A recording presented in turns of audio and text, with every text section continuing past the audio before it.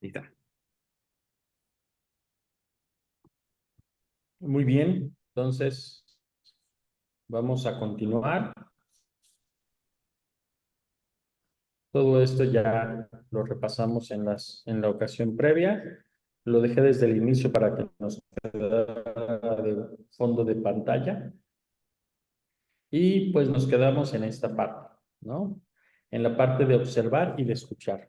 Como habíamos comentado en la sesión previa, pues estamos abordando con eh, el método clínico en neurología, que tiene que ver mucho con lo que nosotros hemos platicado y hemos desarrollado también a lo largo del diplomado, es, por ejemplo, darle un poquito de estructura a cómo nosotros podemos abordar a nuestros pacientes desde el punto de vista neurológico y que tiene que ver pues precisamente con este contexto neuroanatómico, ¿sale? Entonces, habíamos platicado que es muy importante la observación y obviamente también dijimos escuchar es algo sumamente relevante. Yo le digo hoy día a los residentes y a los estudiantes que, bueno, el paciente tiene la razón hasta demostrarle lo contrario. A veces incluso nosotros tenemos pacientes que nos parece que pues definitivamente no es algo orgánico, lo decimos así, algo estructural, pero nos hemos llevado bastantes sorpresas. Hay cosas muy interesantes y a lo mejor un poquito raras, por ejemplo, como las encefalitis autoinmunes, que se van a presentar con sintomatología, por ejemplo, neuropsiquiátrica, ¿no? Y a veces estos síntomas que nosotros podríamos pensar que son secundarios a una depresión o a un trastorno de ansiedad, pudieran estar más bien relacionados con estas manifestaciones neuropsiquiátricas en el contexto de una encefalitis autoinmune. Por eso les digo, hay que tomar siempre nuestras reservas y hacer los abordajes necesarios para poder establecer buenos diagnósticos, pero sobre todo porque si hay casos que van a ser complicados y que no se van a presentar de una manera habitual. Y obviamente, en nuestra parte de escuchar, tenemos que hacer la evaluación de los diferentes apartados que tiene una historia clínica. Tenemos que tener muy claros los antecedentes demográficos, si es un hombre joven, si es un adulto mayor, si es el género masculino o femenino, porque esto va a tener, por ejemplo, implicaciones para el pronóstico de diferentes patologías. Por ejemplo, la esclerosis múltiple es una patología que ya la hemos comentado, en la cual es más frecuente en las mujeres, pero por ejemplo, en los hombres puede haber mayor severidad, ¿no? Es algo que nosotros tenemos como muy claro. Va a haber mayor número de mujeres afectadas por esclerosis múltiple, pero los hombres que son afectados pueden tener, por ejemplo, mayor riesgo de tener un mal pronóstico. El EBC, por ejemplo, va a ser regularmente en el adulto mayor con pacientes que tienen factores de riesgo, pero, por ejemplo, también podemos tener EBC en paciente joven. Tenemos también, por ejemplo, Alzheimer de inicio temprano, Parkinson de inicio temprano, que la edad va a marcar va a ser importante para que nosotros podamos tener una idea de cómo le puede ir a nuestro paciente.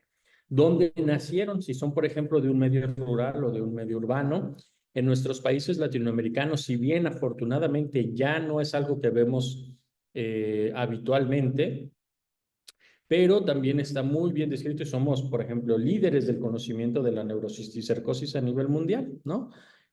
¿Por qué? Porque en las áreas rurales de muchos países de Latinoamérica durante una época fue pues un problema muy importante, ¿sí? Aspectos también como el estatus socioeconómico pueden estar relacionados con pues diferentes también riesgos hacia diferentes enfermedades. Los antecedentes no patológicos que tienen relación con esto y los factores de riesgo. Dijimos, y también lo vamos a ver un poquito más adelante, el hecho de que hay factores de riesgo que pueden modificar que nosotros tengamos o desarrollemos una enfermedad y hoy día también es uno de los aspectos que se está trabajando de una manera muy intensa y realmente significativa en el campo de muchas enfermedades neurodegenerativas, de encontrar estos factores que pudieran decirnos con una mayor probabilidad que un paciente va a poder llegar a desarrollar una enfermedad. Obviamente, las comorbilidades, los pacientes diabéticos, hipertensos, que tienen diversos factores de riesgo, pues vamos a pensar muy probablemente en una etiología vascular. Pacientes que no tienen algún factor patológico, pues a lo mejor van a ser de estas enfermedades como más neurológicas puras. También podemos tener, por ejemplo, el antecedente de cirugías, el antecedente de infecciones, que están relacionados, por ejemplo, con algunas patologías. Muy importante en neurología, y esto es algo que deben de tener muy claro para sus interrogatorios, es definir el modo de inicio y el curso de la enfermedad, ¿sí? Esto es muy importante. Yo le insisto mucho a todos ustedes cada vez que tengo la oportunidad de que cuando nosotros estamos haciendo y investigando la historia de nuestro paciente, tenemos que verlo desde ese punto de vista. Tenemos que estudiar y tenemos que analizar la historia, ¿sí? ¿Cómo fue que empezó? ¿Cómo fue que evolucionó? ¿Y en qué momento se encuentra actualmente el padecimiento? ¿Sí? Esto es una cuestión también que me parece esencial. Como ya dijimos, esto es lo poquitito que vamos a hablar acerca de interrogatorio y es necesario hablarlo porque es una parte muy importante de la entrevista, del encuentro clínico, pero pues obviamente esto es exploración neurológica, todo lo demás va a ser exploración, pero sí queremos dejar estos elementos muy claros. El modo de inicio sí va a ser importante en definirnos y nos va a orientar en el hecho de de qué tipo de patología esté presentándose. Por ejemplo, un modo de inicio de un déficit focal. ¿Qué quiere? Vamos a ponerle más especificidad. Una hemiparesia derecha que empieza desde de un modo de inicio abrupto. O sea, ¿qué quiere decir? De un momento a otro nos va a sugerir, por ejemplo, una etiología, la etiología más probable va a ser vascular, ¿no? Un infarto o una hemorragia es algo que de golpe nos puede dar algo así. Si, por ejemplo, esta hemiparesia, ¿no? Tiene un inicio agudo, más no abrupto. ¿Qué quiere decir esto? Que yo hoy en la mañana empecé a sentir como cierta debilidad que va aumentando en el transcurso del día y tarda a lo mejor unos 2 o 3 días en instalarse. Entonces, a lo mejor estamos en el contexto de un brote de esclerosis múltiple, ¿no? O alguna lesión inflamatoria. O, por ejemplo, alguna cosa, por ejemplo, algo relacionado, obviamente con otros síntomas, una en mi parece relacionada con una neuroinfección, a lo mejor al tercer o previamente había tenido fiebre. Entonces, esto nos va a hablar de una etiología diferente. Por ejemplo, una hemiparesia que tiene un curso más o tiene un inicio más insidioso a más largo plazo, a lo mejor en el contexto de semanas o incluso meses, pudiera ser una neoplasia, ¿no? Porque hay que recordar que las neoplasias van creciendo de una manera gradual y de acuerdo a lo que a cómo van creciendo, pueden ir generando síntomas. Muchas veces los síntomas de las neoplasias, y esto es un tip, llegan a ser sutiles. A veces ya que tenemos un tumor muy grande, es que empezamos a tener manifestaciones clínicas evidentes. ¿Por qué? Porque mientras va creciendo la neoplasia, el tejido nervioso, el tejido cerebral se puede ir adaptando y puede ir compensando funcionalmente los déficits. Entonces, el modo de inicio es un aspecto muy importante que debe de quedar muy claro en cada uno de nuestros padecimientos. Y tenemos que evaluar también el curso de la enfermedad. En neurología, bueno, yo creo que en la mayoría de las especialidades, pero para nosotros es un aspecto muy específico.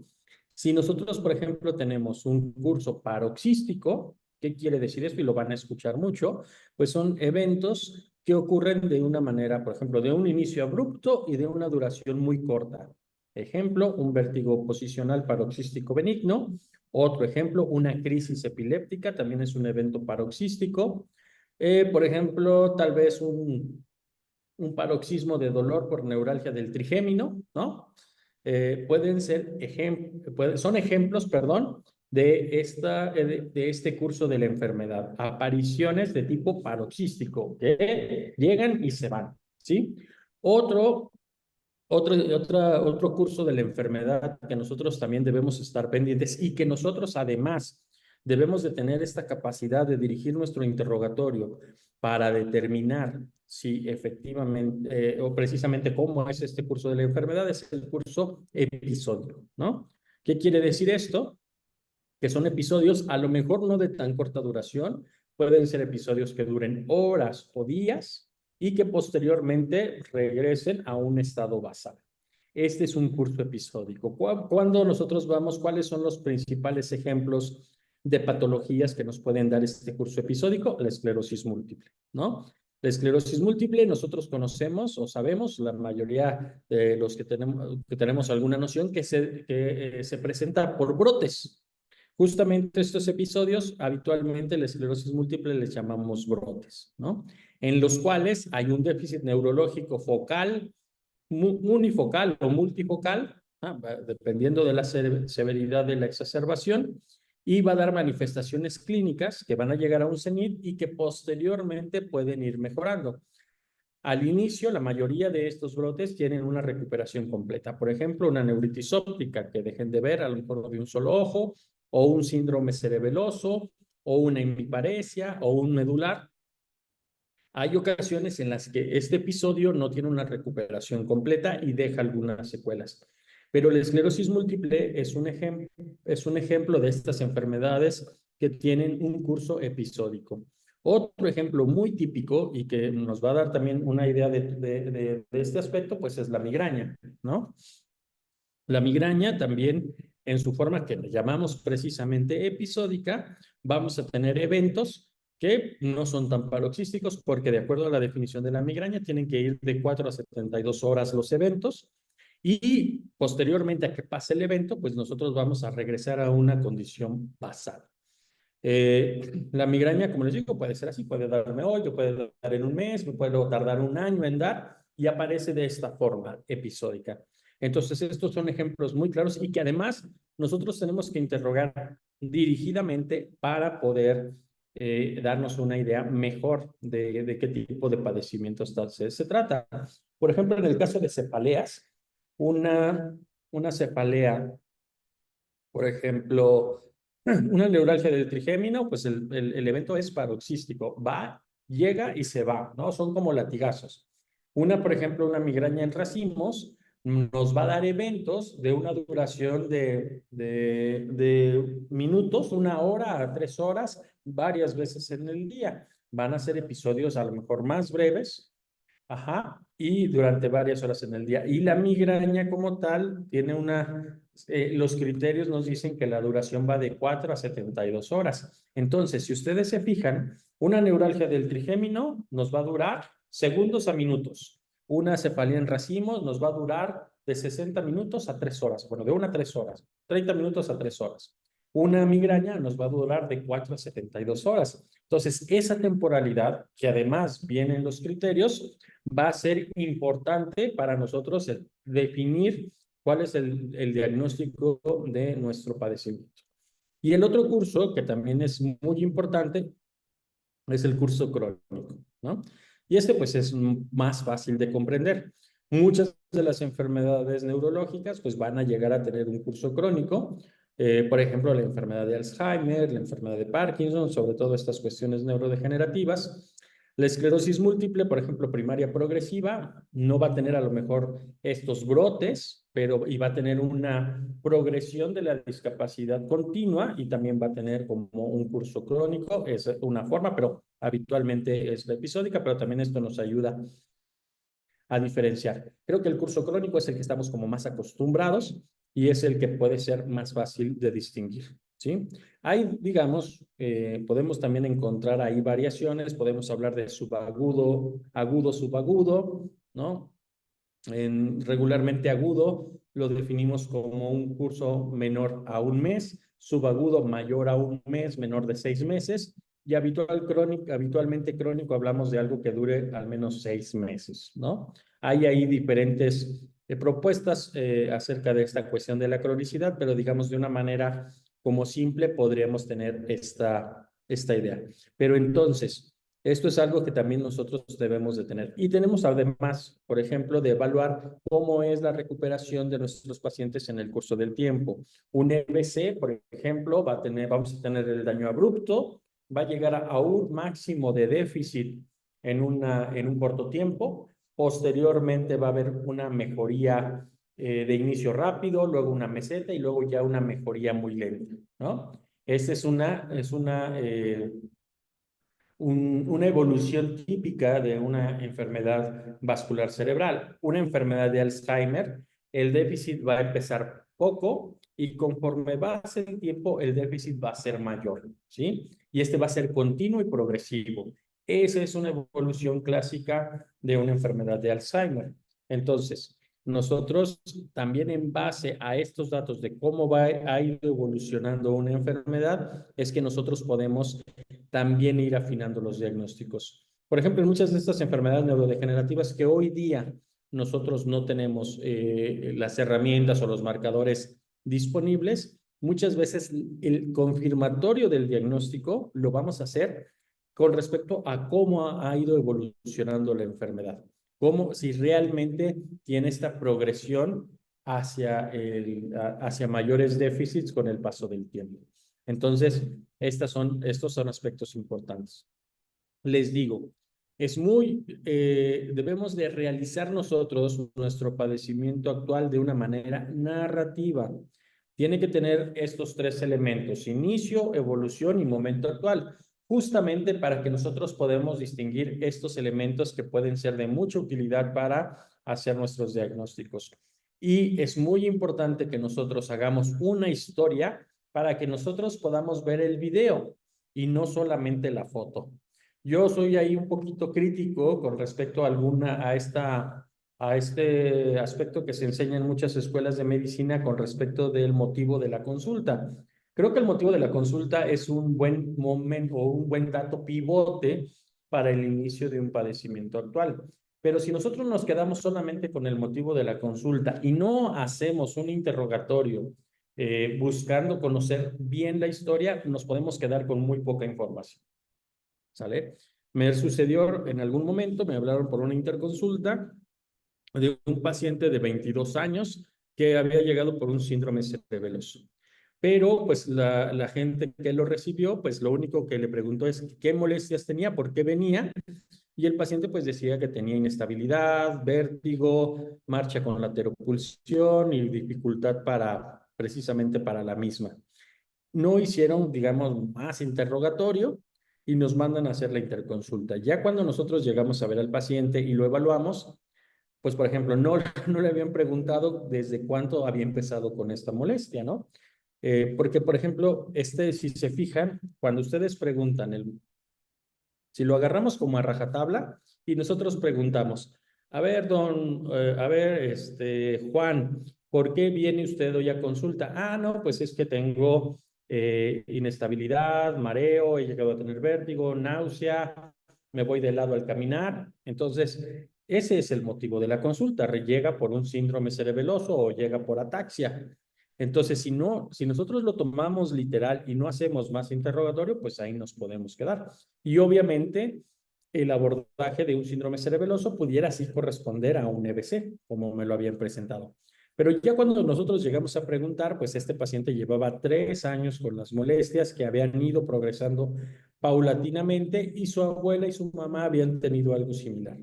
Entonces esto cambia completamente el contexto y hablamos de una ataxia espinocerebelosa hereditaria, que era ya una alteración propia de su familia, ¿no? Entonces, es muy importante hacer una adecuada narración de la historia.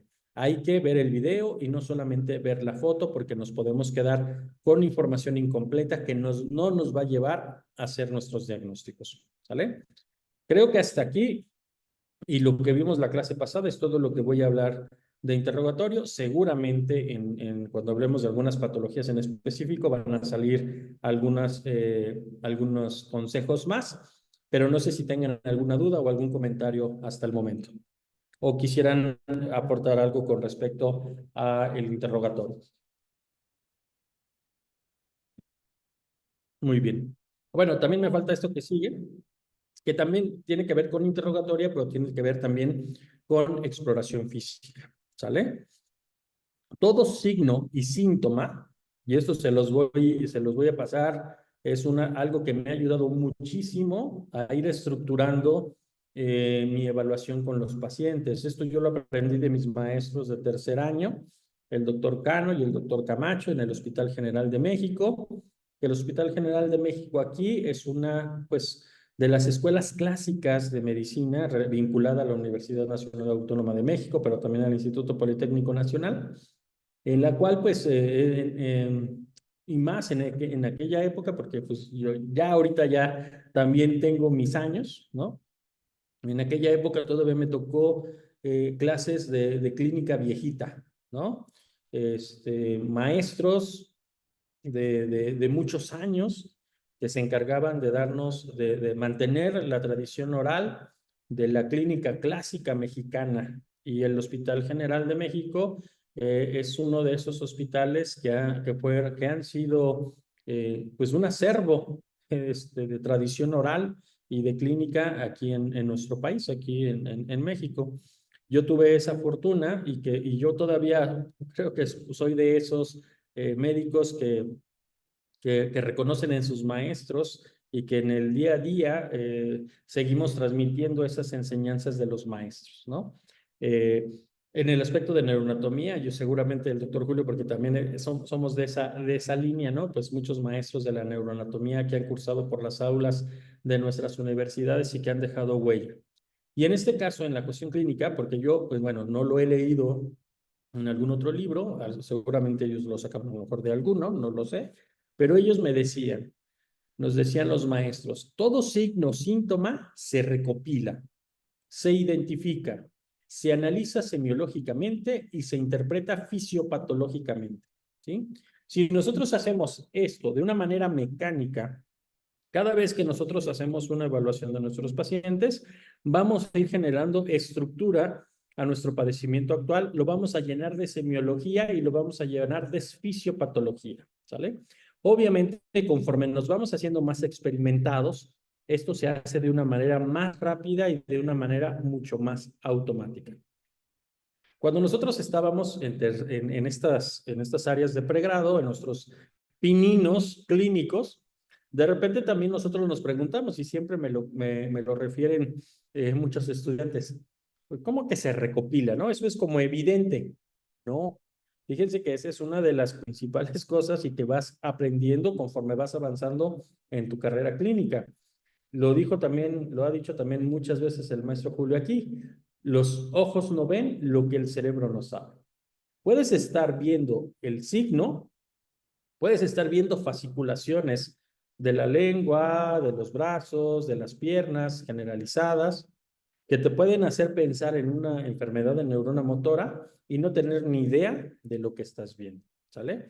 Entonces, sí es muy importante y lamentablemente esto, la única forma que nosotros tenemos de poder solventarlo, pues es viendo y viendo y viendo pacientes, comparándolo con lo que dicen los libros y si de manera ideal tenemos a algún clínico con experiencia que nos pueda decir si lo que estamos viendo corresponde a lo que dice el libro, pues va a ser lo mejor.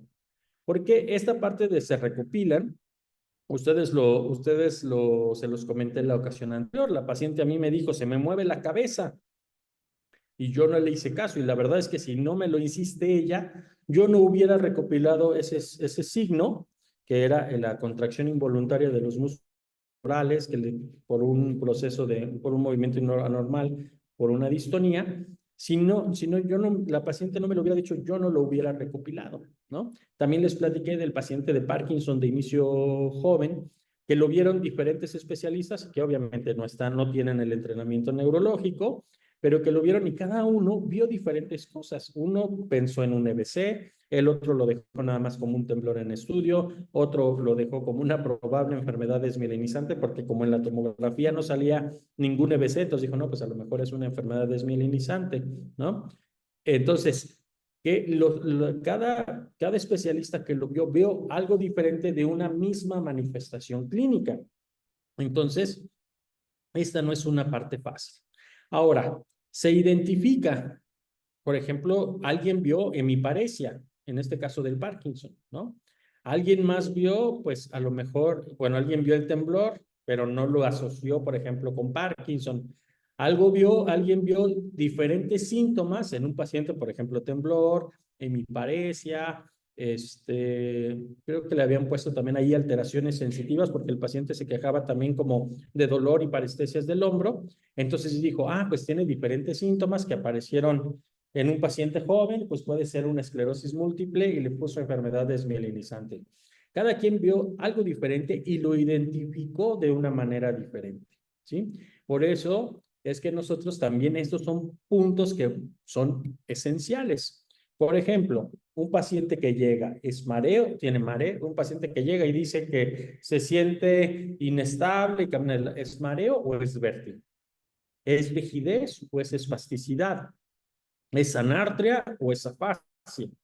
En ambos, por ejemplo, en mareo y vértigo, vamos a tener datos que pueden ser similares, pero también puede haber datos que pueden darnos la pista de algo, de que se trata de condiciones diferentes.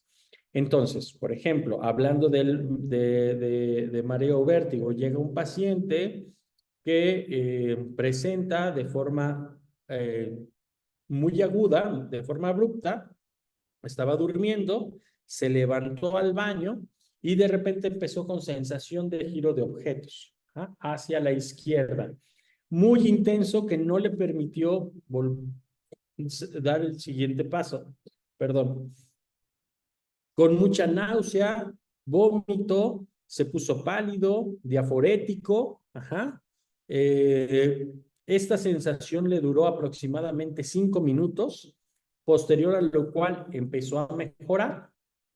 Ya estamos haciendo un análisis biológico, posterior a lo cual mejoró, pero quedó con una sensación de mareo, náusea, y que si, por ejemplo, estaba sentado y se paraba, volvía a sentir de manera muy ligera, comparado a lo previo, una sensación también de giro de objetos.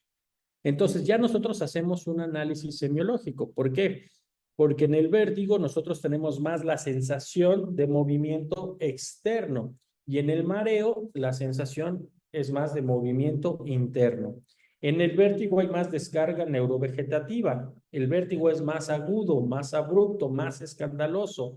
El mareo es más insidioso, más leve, pero persistente. ¿Sale? Entonces nosotros estamos haciendo diferencia. Un vértigo de las características que les comenté, ¿no? Yo lo que ya está haciendo mi cabeza, pues sí, parece ser un vértigo posicional, que tiene una clínica de ser un vértigo posicional paroxístico, benigno. Y este vértigo tiene una localización a nivel del sistema vestibular, dependiendo de hacia dónde, si hacemos maniobra de Dix y dependiendo de hacia dónde vemos el nistagmo, es donde es, por ejemplo, el canal, regularmente es un canal horizontal, un canal lateral, perdón. Regularmente es un canal lateral el que nos va a dar la forma más típica de un BPPV. ¿Y qué es lo que está sucediendo en el canal lateral? Que es, tenemos nosotros los otolitos que se encuentran en el utrículo y el sáculo y en las ámpulas que se encuentran también en los canales semicirculares.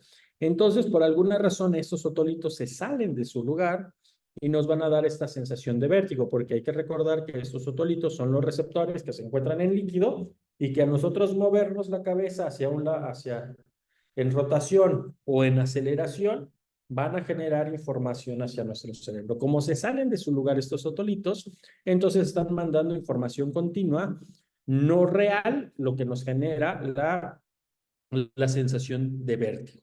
Entonces, si ustedes se fijan, nosotros recopilamos el dato, lo identificamos como vértigo, porque hicimos un análisis semiológico y lo interpretamos fisiopatológicamente. Si nosotros hacemos eso con cada signo y síntoma, obviamente, al inicio, lo que nosotros vamos a hacer es, bueno, a ver si tenemos que estudiar cuál es la diferencia entre mareo y vértigo. Tenemos que estudiar cuáles son las enfermedades que están relacionadas con esto y, por ejemplo, tenemos que sabernos la anatomía y fisiología del sistema vestibular para nosotros poder entender lo que está pasando con nuestro paciente.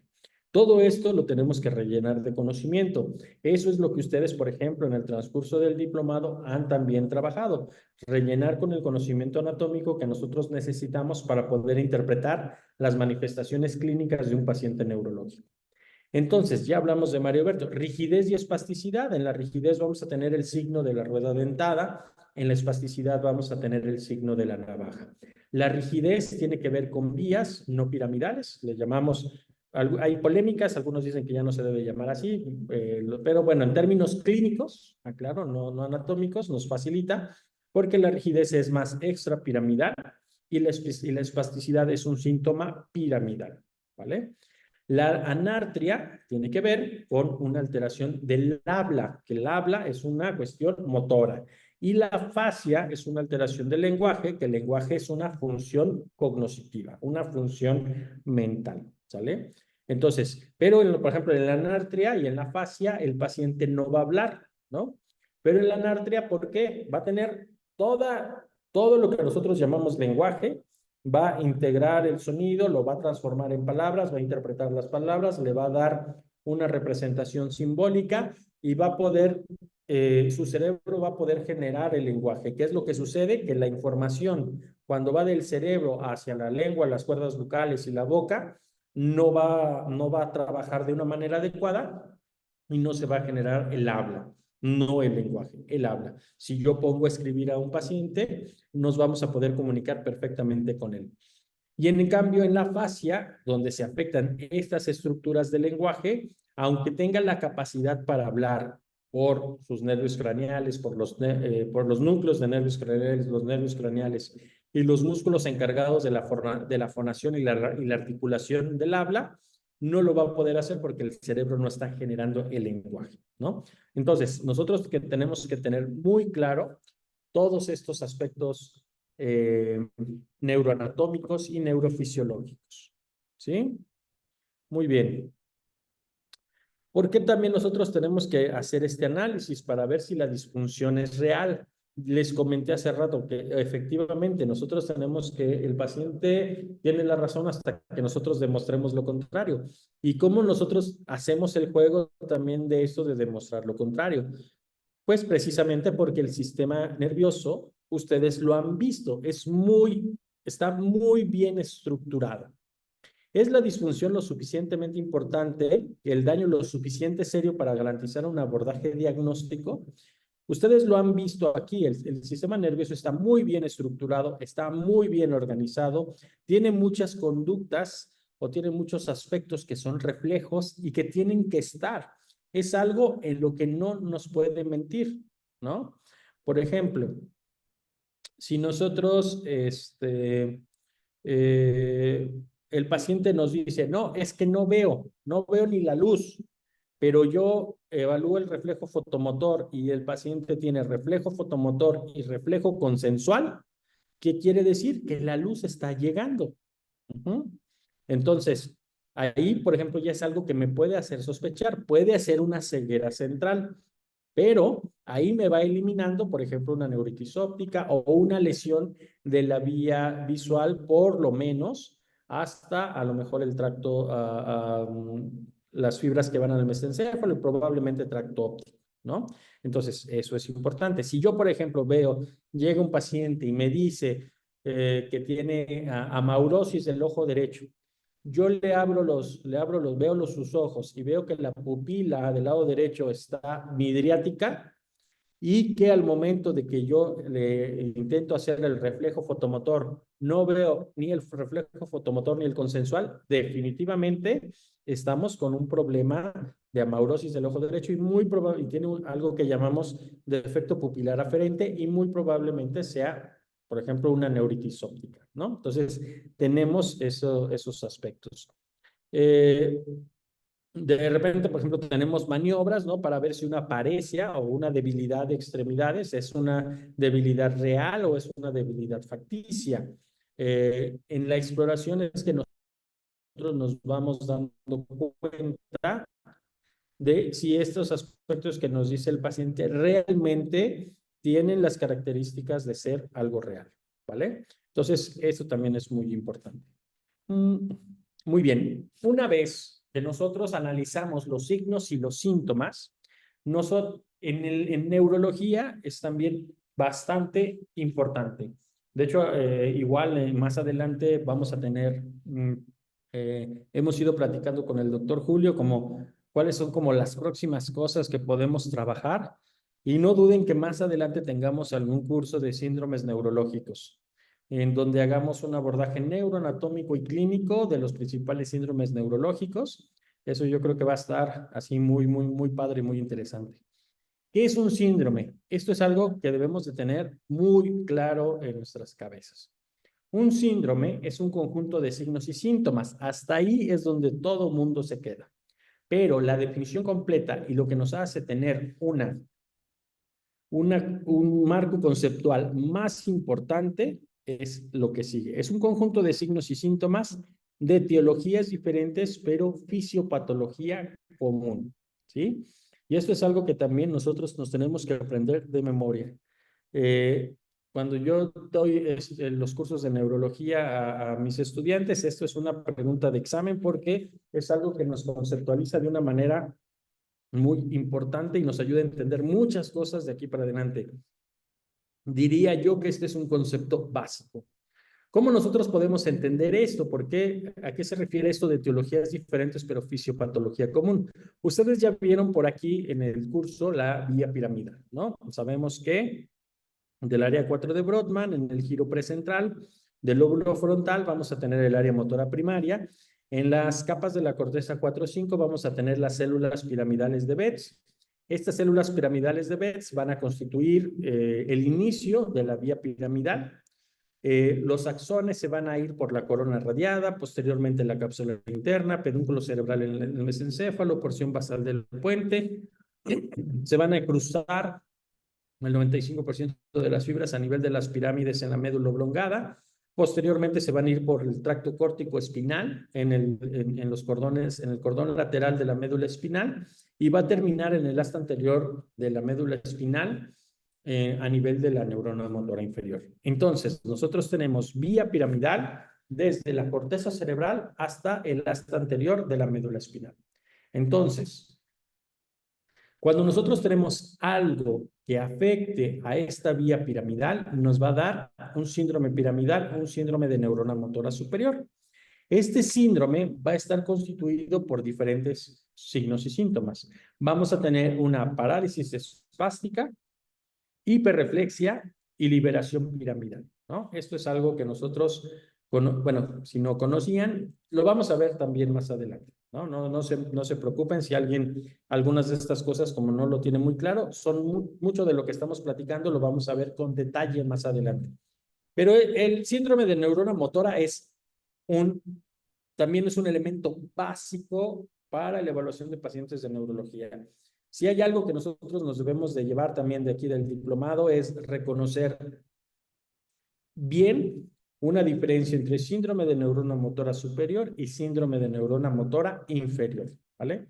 El síndrome piramidal o síndrome de neurona motora superior es parálisis espástica, hiperreflexia y datos de liberación piramidal.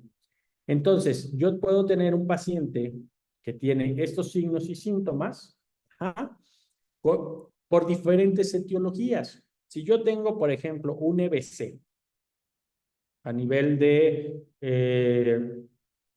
en el territorio de la arteria cerebral media, ¿no? Me va a dar un síndrome piramidal.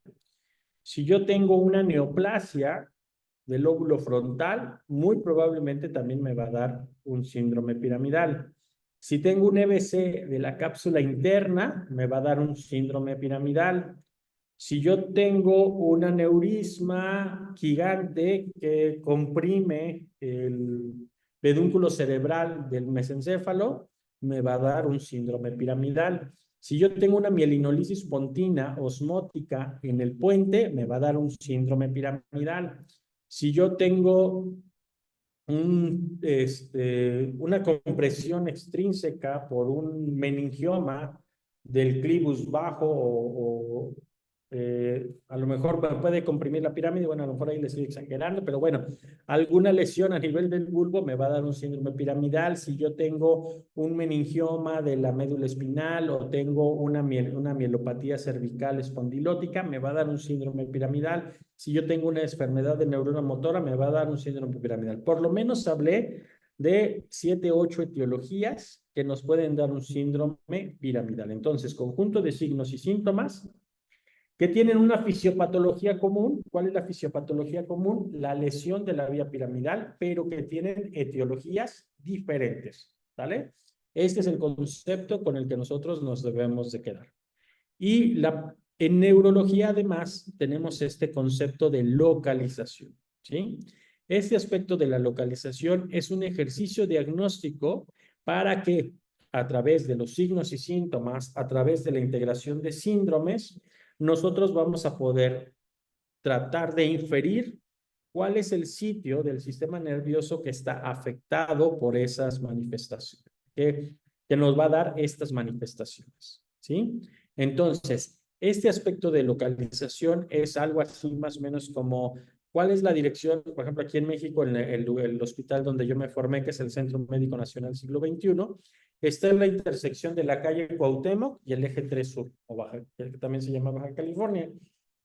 Si ustedes no conocen la Ciudad de México y vienen, y yo los invito a este lugar donde yo me formé para alguna actividad, les voy a decir, pues vayan al cruce de Cuauhtémoc y Baja California. Ustedes van a ver un mapa y van a poder identificar o van a poder saber, gracias a estas coordenadas, cómo llegar a este hospital. El mapa es todas nuestras vías anatómicas, ¿sale? Por dónde corren nuestras vías anatómicas es el mapa, y con eso nosotros vamos a poder identificar si hay una lesión que afecta a dos vías anatómicas, pues donde se crucen esas dos vías anatómicas, muy probablemente nosotros vamos a tener la lesión, ¿sí? Entonces, también, por ejemplo, si nosotros tenemos un EBC, un infarto cerebral en donde el paciente tiene desviación de la mirada hacia la derecha, tiene una hemiparesia del lado izquierdo, ¿ah? Y tiene además una hemianopsia, quiere decir que hubo una afectación del campo ocular frontal, del área motora en el lóbulo frontal, en el área precentral, pero además tuvo una afectación de fibras del asa de Meyer, que van a estar más a nivel parietal y temporal, y además tiene una fascia de comprensión que va a abarcar el área de Wernicke, bueno, una fascia global que va de Broca a Wernicke. Quiere decir que este infarto está abarcando un territorio extenso de un hemisferio cerebral, por ejemplo, en este caso del hemisferio cerebral izquierdo, ¿no? Entonces, si nosotros tenemos bien, para eso, por eso es en neurología y en el abordaje de pacientes neurológicos, por eso es súper importante la anatomía, porque la anatomía nos va a dar ese mapa. Si yo veo desviación de la mirada, área ocular frontal. Si yo veo hemiparesia, es el área motor en el lóbulo frontal. Si yo veo afasia de Broca, es el lóbulo frontal en el giro percular. Si yo veo hemianopsia, puede ser en el lóbulo occipital o puede ser también en temporoparietal por afectación de las fibras de la asa de Meyer. Y entonces, con todo esto, yo ya puedo construir, por ejemplo, este es un síndrome completo, ¿no? De un infarto cerebral en territorio de la arteria cerebral media, del lado izquierdo por las afasias. Entonces, nosotros ya podemos ir construyendo y localizando dónde puede estar la lesión, ¿sí? Este es, digamos, también la magia y lo bonito que tiene la clínica neurológica, que después de que tú revisas a un paciente y con los datos clínicos que tienes, podemos identificar cuáles son los síndromes que se integran, dónde se localiza la lesión y a partir de ahí nosotros inferir un posible diagnóstico, ¿sí? Entonces, eso también es una parte crítica del método clínico en neurología, el que nosotros podamos integrar síndromes y a partir de signos, síntomas y síndromes, establecer una probable localización, ¿sí? Ya que nosotros, esto es algo de lo que ya les había dicho, ¿no? La parte de la neuroanatomía es esencial, la neuroanatomía es esencial para este ejercicio de localización. Algunas leyes muy generales, esto es de un libro que también recomiendo que es el Braces. Se los vamos a compartir, varios de los textos que les voy mencionando, se los vamos a ir compartiendo. Ya muchos de ellos también creo que han compartido un Drive de Google en el cual hay varios libros. No sé si ya lo tienen ustedes la liga, pero casi todos los grupos del diplomado se ha ido compartiendo. Hay alguien que ha ido como colectando todos los libros que se comparten en la comunidad y se mantiene en la liga, bueno, en esa carpeta de Drive. Y la verdad es que ha sido algo muy interesante. Y, por ejemplo, también si alguien tiene material que puede compartir, pues ahí también es la forma de socializar.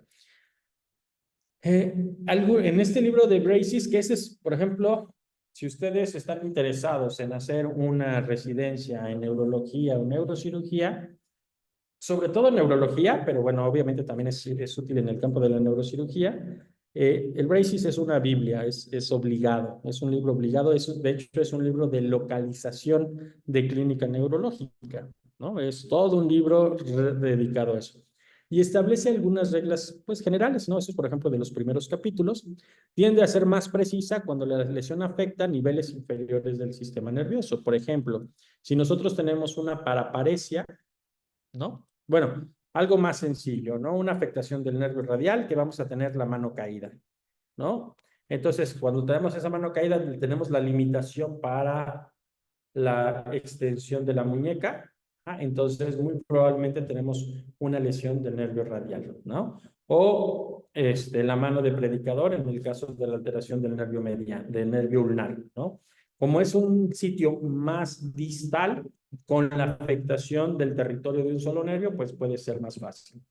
Por ejemplo, una paraparesia con nivel sensitivo, a lo mejor entre 10 y con pérdida de control de esfínteres, pues bueno, es un síndrome medular completo. Si bien la médula, pues obviamente ya es algo más complejo, pero también es un nivel o es una estructura del sistema nervioso que nos da una clínica también muy bien definida, ¿no? Bueno, el medular completo. Hay otros síndromes medulares que no son tan fáciles, pero bueno, el medular completo es la paraparesia o cuadriparesia si es cervical, un nivel sensitivo y la presencia de afectación de esfínteres. Ese es el síndrome de medular completo, ¿sí? Entonces, ya si nos vamos a tallo, ahí la cosa se va complicando porque hay muchas estructuras, hay muchas vías que van juntas y que se pueden afectar en un mismo tiempo. Entonces, ahí cuando nosotros vamos aumentando el nivel de complejidad de las estructuras, pues va a ser un poquito más difícil este ejercicio de localización, ¿sí? También estas lesiones de niveles inferiores tienden a causar alteraciones que cambian poco con el tiempo. Ajá. Y muchas veces para la localización, por eso los libros clásicos de clínica dicen que el interrogatorio nos da la mayor parte del diagnóstico. En neurología es cierto, sigue siendo cierto, pero no contribuye tanto como en otras especialidades, ¿no? Aquí también la exploración neurológica contribuye de una manera muy significativa. Y en algunos casos es mucho más importante, ¿sí? Recientemente, la semana previa, pues me llegó una paciente que nosotros empezamos a evaluar y que ella refería, pues más bien ahí eran como síntomas medio ambiguos, ¿no? Porque eh, tenía como, ¿cómo explicárselos? ¿Cómo nos lo dijo la paciente? No refería como tal debilidad, sentía como una fatiga, ¿no? Generalizada. Eso era lo que ella nos decía, que ya no se sentía igual, y que lo único que sí fue un poquito como más estructurado y más objetivo, que decía que empezaba a hablar como un poquito más entrecortado. Eso fue prácticamente todo lo que me dijo en el interrogatorio. Y obviamente una fatiga generalizada y como una disartria leve, pues puede ser pues nada. Pero cuando nosotros ya empezamos a explorarla, ¿no? Nos dimos cuenta que tenía, por ejemplo, fasciculaciones, pero me acordé de esa paciente también hace rato, por eso lo dije, fasciculaciones linguales, ¿no? Y tenía, además, no tenía debilidad franca, porque cuando nosotros hicimos la evaluación motora, prácticamente su escala de Daniels estaba en 5 de 5, si acaso 4 de 5 generalizado. Pero nos dimos cuenta que tenía fasciculaciones espontáneas y que tenía fasciculaciones provocadas. Estaba hiperrefléctica general, todo. Y ya empezaba a tener algo de atrofia tenar e hipotenar y también de los músculos interóseos. Hiporrefléctica completamente, las fasciculaciones eran, ya les comenté, en la lengua, en extremidades superiores y en extremidades inferiores, pero por ejemplo, eso era algo que ella no había notado o no le había dado importancia. Por eso no nos lo comentó en el interrogatorio. Ya en la exploración al verlo, el interrogatorio dirigido, nos había dicho que tenía como 2 o 3 meses que lo empezaba a notar, pero que no le había, para ella no había sido como algo relevante, pensó que era algo como normal. Entonces, ya nosotros con estos datos clínicos, pues nos hizo sospechar de una enfermedad de neurona motora y obviamente desencadenamos el protocolo diagnóstico. Un diagnóstico diferencial, pues es mielopatía cervical, pero aquí ya la afectación vulvar ya se sale por ejemplo del territorio de afectación de la columna cervical. Entonces, este caso no se resolvió, o bueno, la mayor pista no nos la dio el interrogatorio. Ya la fatiga pues era porque empieza con debilidad y la disartria pues sí era ya un dato vulvar de una probable enfermedad de neurona motora. Pero esto lo descubrimos ya hasta la exploración física y obviamente pues cuando ya tienes entrenamiento para identificar, por ejemplo, estas fasciculaciones, ¿sí? Entonces, esto es son ejemplos de cómo, por ejemplo, de que la exploración neurológica nos puede ayudar, ¿no? Muy bien, otros de lo mismo, de lo que nosotros acabamos de comentar. Muy bien, ya con los signos y síntomas, establecemos síndromes, por ejemplo, establecimos la localización. En este caso voy a retomar el caso que venimos comentando. Empezamos a formular hipótesis diagnósticas.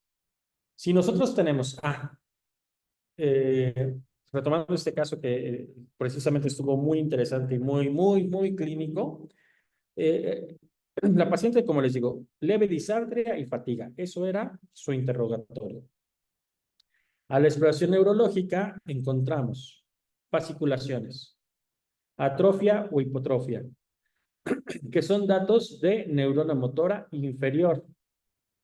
Encontramos hiperreflexia y también encontramos Hoffman y Trobner y Babinski, que son datos de liberación piramidal. Aquí es donde, por ejemplo, los casos se ponen como bonitos e interesantes. Bueno, no bonitos, ¿no? Porque son cosas no tan bonitas, pero digamos, se ponen a lo mejor complicados. Estaba justo un alumno y yo le dije, a ver, ¿qué síndrome de neurona motora tiene? Y así, y le hace, bien lo hizo porque dijo, pues tiene de los dos, ¿no? Efectivamente, tiene de los dos. Eso es lo que nos está dando la pauta para nosotros sospechar el diagnóstico. ¿Por qué? Porque cuando tú tienes datos de neurona motora superior e inferior en diferentes niveles, vulvar, torácico, perdón, cervical, torácico y lumbosacro, estamos en el contexto muy probable cumple con criterios para sospecha de enfermedad de neurona motora, esclerosis lateral amiotrófica. Entonces, mi pensamiento en ese momento es que pudiera tratarse de una ELA, de una esclerosis lateral amiotrófica. Perdón.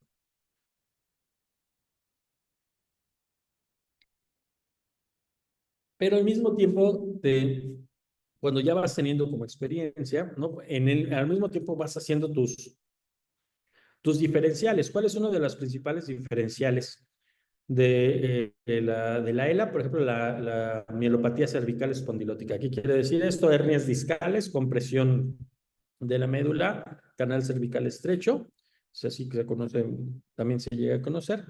Y esto también me puede dar los datos, pero por ejemplo, como les digo, no me daría los datos vulvares, ya son de las cosas que vas pensando. Una neuropatía motora multifocal también es un diagnóstico diferencial de ELA. pero pues bueno, hay un poquito de predominio de de la neurona motora inferior, pero además tampoco hay en la neuropatía motora multifocal, no hay datos de afectación vulvar. Y, por ejemplo, tenemos esas dificultades del diagnóstico cuando no todos los segmentos están afectados, ¿no? Por ejemplo. Pero aquí ya con afectación, también le descubrimos la espalda y en los músculos interescapulovertebrales también tenía fasciculaciones. Entonces, prácticamente todos los segmentos estaban afectados. Entonces, mi hipótesis en ese momento es, bueno, y hasta ahorita sigue siendo, es una enfermedad de neurona motora, una esclerosis lateral amiotrófica, ¿no?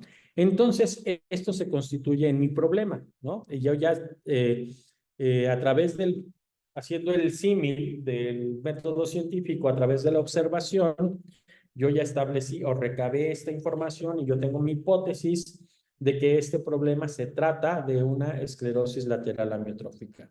Entonces yo tengo que encontrar que, que establecer a partir de esta hipótesis para la parte que viene. Pero fíjense, ya ahorita eso es también una cuestión que nosotros hemos pensado, ¿no? La formulación de hipótesis diagnósticas es también un punto crucial en la estructura del pensamiento clínico y del razonamiento clínico, ¿sale? Creo que además es una habilidad que uno va desarrollando con el conocimiento y con la experiencia. Y obviamente por eso creo que esto va mejorando tus habilidades clínicas. La habilidad clínica de mayor dificultad es la obtención de los datos relevantes, no su interpretación. ¿Cómo sale? Obviamente, yo lo vi en el momento en el que estaba haciendo la revisión, porque tenía ahí a un estudiante conmigo. El estudiante, pues, la verdad es que no veía lo que yo ya estaba viendo, ¿no? Porque obviamente pues, yo ya estoy, ya he visto varios casos, estoy entrenado, lo he estudiado. Entonces, toma más tiempo y experiencia saber qué preguntas hacer que saber las respuestas, porque esto de formular las hipótesis diagnósticas tiene que ver con esta capacidad que nosotros vamos a tener de identificar cuáles son estos datos pivotes, esos datos relevantes y cómo esos datos relevantes yo los voy a ir integrando para que tomen una cierta coherencia y sean una verdadera hipótesis, una verdadera posible respuesta a las preguntas que nosotros nos estamos haciendo. Entonces, esta generación de datos clínicos, como tal les comentamos, pues no es pasiva, sino que es un proceso que es desde todo, que se está realizando en todo momento. En este caso que yo les estoy platicando, en el momento del diagnóstico, por ejemplo, yo la verdad cuando me dijo en el interrogatorio, pues yo la verdad es que sí, era como muy ambiguo, no me generó como alguna hipótesis franca de lo que pudiera llegar a tratarse. Entonces, la exploración neurológica ya fue la que me dio una cuestión ya más, o datos más relevantes de los cuales partir. Definitivamente, ¿cuál fue como el dato pivote al momento de abrirle la boca y ver fasciculaciones linguales? ¿No? Ese ya fue el dato pivote que ya me hizo sospechar de otra cosa. Entonces, ya ahí, por ejemplo, dije, tiene fasciculaciones linguales. ¿Qué es lo que mi mente me dijo en ese momento? Busca si tiene fasciculaciones a otro nivel. Corroboré que tenía fasciculaciones a otro nivel. Obviamente hice mi exploración ordenada. Procuro siempre hacerlo así, pero pues ya la cabeza, y es lo que les digo, es el proceso que nosotros tenemos que ir desarrollando. Y luego también mi cabeza me dijo, pues hay que ver si tiene hiperreflexia. ¿Por qué? Si tiene fasciculaciones, pero además tiene hiperreflexia, es neurona motora superior y neurona motora inferior, y eso es lo que ya me da la pauta. Si hubieras tenido hiporreflexia, no me descarto enfermedad de neurona motora porque pudiera ser una parálisis vulvar progresiva, pero sí ya nos mete otros o más diagnósticos diferenciales como la neuropatía motora multifocal u otras, ¿no? A lo mejor sí alguna cuestión medular más aguda, etcétera, etcétera. Entonces, el éxito en este método es que requiere tiempo para pensar. Y Ahorita yo le agregaría que es una cosa que también vas desarrollando con el tiempo. Obviamente, lo insisto, con el hecho de tener experiencia viendo pacientes y el hecho también de darte el tiempo para poder analizar información, leer artículos, leer libros, comentarlo con colegas, presentar casos clínicos, etcétera, etcétera, etcétera. Muy bien. Entonces, esta parte de las hipótesis, ¿no? Nos va a dar presunciones de diagnósticos clínicos, de hipótesis clínicas, perdón, hipótesis diagnósticas. Entonces, esta hipótesis, al igual que yo en un experimento, voy a someter esta hipótesis a una comprobación que puede ser mediante la experimentación, en el caso de por ejemplo, a lo mejor de ciencias básicas. Entonces, yo necesito esta hipótesis someterla a comprobación. Entonces, aquí es donde entra en juego mucho de lo que nosotros debemos de desarrollar, ¿no? Los antecedentes, la epidemiología, los signos y síntomas, síndromes, localización, análisis de datos, cuáles datos sí tiene, cuáles datos no tiene. Por ejemplo, en este caso, un dato pivote, un dato negativo pivote importante. Y se interrogó y se exploró si había datos sensitivos. No los había, ¿no? No había parestesias, no había disestesias. Había dolor, pero tenía que ver con más cuestiones como mecánicas, ortopédicas, que no tenían relación con el síntoma, con los síntomas, pero no tenía una franca afectación sensitiva, ¿no? Definitivamente. Se hizo muy dirigido. Por ejemplo, eso también es una pauta muy importante. Análisis de posibilidades, ya les comenté hace rato, si podría ser cervical no, por la parte vulvar, una neuropatía no, algo medular tampoco. Entonces, ya con eso, pues nosotros hacemos nuestro análisis de posibilidades, hacemos razonamiento clínico que, como les digo, lamentablemente requiere de conocimiento. Y entonces tenemos que establecer un plan diagnóstico. En este caso, por ejemplo, ¿qué es lo que yo necesito para el diagnóstico de una esclerosis lateral amiotrófica? Estudios de neurofisiología. Demostrar denervación a la presencia de las fasciculaciones, la denervación en más de 3 segmentos, que también son criterios que están establecidos por las sociedades de neurofisiología. Y es lo que va a darme ya una alta o una mayor probabilidad del diagnóstico. ¿Qué tengo que hacer también? Estudios de neuroimagen para descartar que, por ejemplo, sea algo raro que le esté afectando tanto la neurona motora superior a nivel encefálico como la neurona motora inferior a nivel medular. Sería muy poco probable, pero pues pudiera llegar a ser y esto definitivamente se tendría que hacer. Si, por ejemplo, estuviéramos en el caso raro, porque son raros, de una ELA familiar y tuviera familiares afectados previamente por esclerosis lateral amiotrófica, a lo mejor podríamos, si lo tuviéramos también disponible, a lo mejor pedir una prueba genética para el gen SOD1 o el CRF972. Si nosotros lo tuviéramos, pues a lo mejor también podría ser algo que nos serviría, ¿no? Entonces, pero con lo que tenemos hoy día, que es el estudio de la neuroimagen y la medicina, la neurofisiología, con eso nosotros tenemos suficiente para poder, de acuerdo a los criterios vigentes, establecer el diagnóstico. Estoy en eso, le mandé a hacer los estudios, estoy esperándolos. Si cumple con los criterios del Escorial y hay otros criterios nuevos para ELA, neurofisiológicos, nosotros tendríamos el diagnóstico, confirmamos nuestra hipótesis y establecemos el diagnóstico de esclerosis lateral amiotrófica. Si, por ejemplo, la neurofisiología no saliera, por ejemplo, normal, uno dudaría, porque la clínica era muy sugestiva.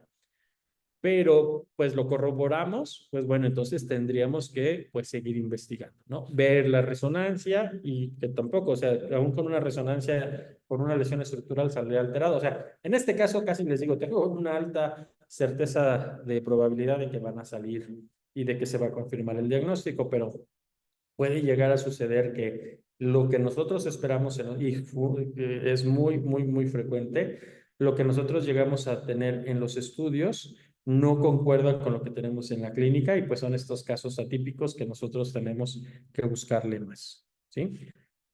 Este es en general la metodología, la forma de estructurar nuestro pensamiento, la forma de generar razonamiento clínico, la forma de la toma de decisiones en contextos clínicos. Ajá. Y pues que este método que nosotros les estamos proponiendo es un modelo, es una propuesta, es una idea que tampoco es nueva. Hemos conjuntado a lo mejor a lo mejor la conjunción de cosas que hemos hecho, a lo mejor sí no la van a encontrar en un solo libro, pero bueno, no es algo nuevo, pero sí es una propuesta que busca integrar diferentes propuestas, pero que es un modelo, ¿no? No siguiendo todos los pasos, no siempre vamos a llegar a todos los diagnósticos, pero sí vamos a llegar a más diagnósticos.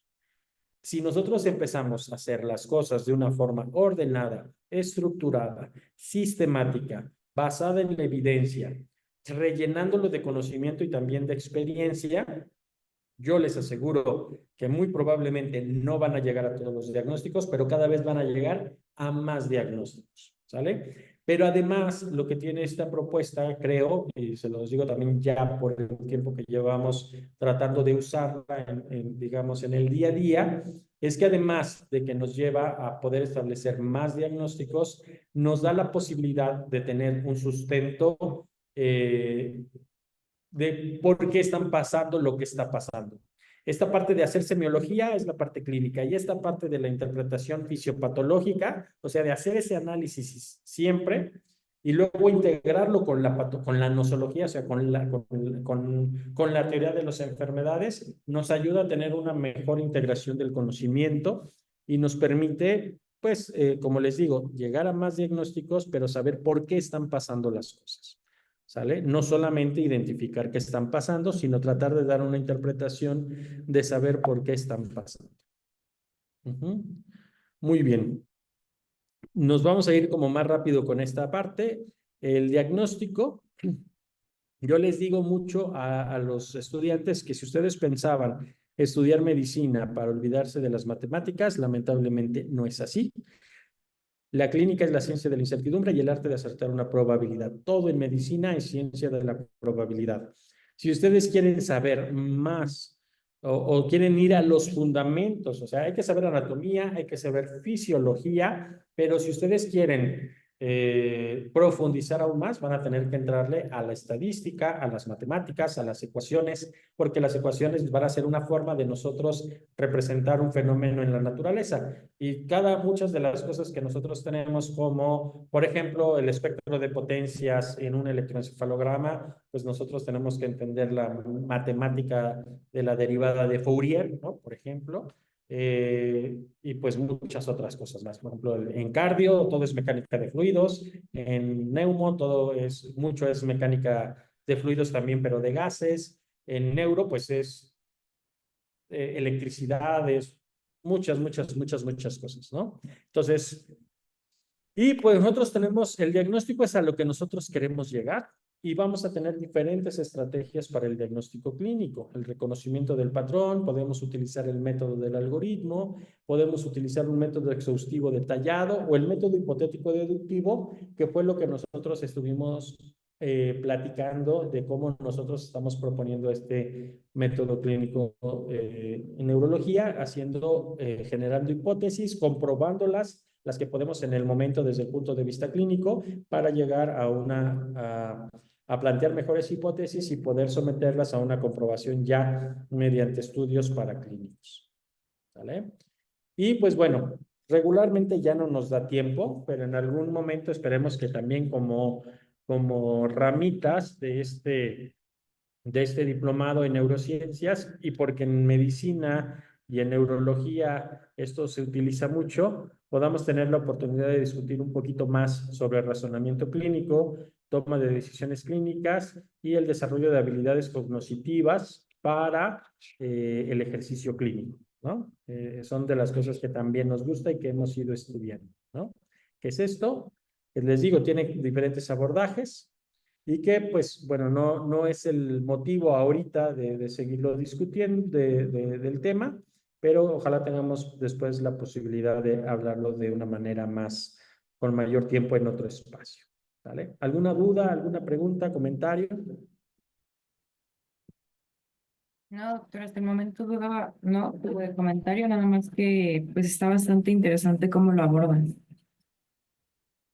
Muchas gracias, doctora. Sí, fíjate que esto es algo que ya llevamos como un ratito trabajándolo. Hay, por ejemplo, varios aspectos de pensamiento inductivo, pensamiento deductivo, ¿no? Inductivo, deductivo e intuitivo, que hemos ido tratando también de ir incorporando, pero sobre todo tratando de que también como estos conceptos que podrían parecer a lo mejor un poquito más de lógica y filosóficos, cómo nosotros los podemos incorporar en una práctica clínica pues habitual, ¿no?